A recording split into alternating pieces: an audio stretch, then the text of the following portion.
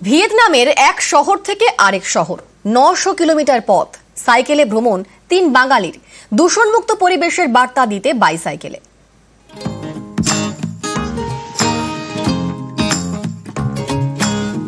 বাইসাইকেলে Vietnam ভ্রমণ।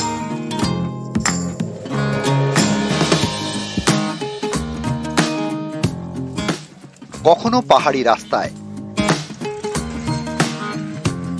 কখনো গ্রামের পথে।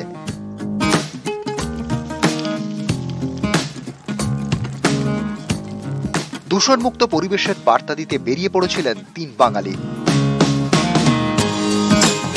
তিনজনই হাওড়ার বাসিন্দা। 12ই ফেব্রুয়ারি পৌঁছন ভিয়েতনামে। উত্তরের রাজধানী হ্যানয় থেকে দক্ষিণে দানাং, প্রায় ৯০০ কিলোমিটার রাস্তা। এই দীর্ঘ রাস্তা সাইকেলে পাড়ি। 7 দিনে গন্তব্যে পৌঁছন তিন বাঙালি। গত বছর যখন কম্বোডিয়া গিয়েছিলাম তখন আমরা এটা রিয়েলাইজ করি যে পাশের দেশ ভিয়েতনামে সাইক্লিং কিন্তু সব থেকে বেশি পপুলার, এবং ভিয়েতনামের ইতিহাসের সাথে সাইকেল জড়িয়ে।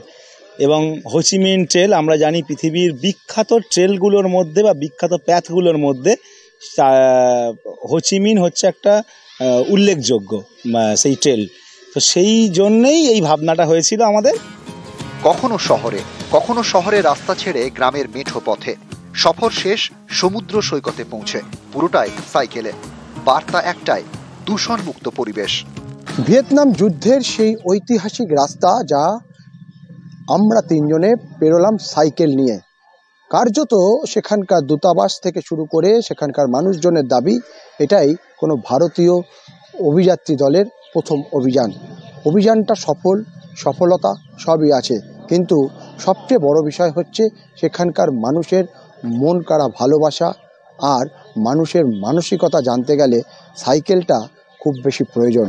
সাইকেল না হলে ভিয়েতনামের আনাচে কানাচে ঢুকে সেখানকার পরিবেশ, সেখানকার মানুষের চালচলন, মানুষের জীবিকা, সেটা হয়তো সবাই জানতে পারে না।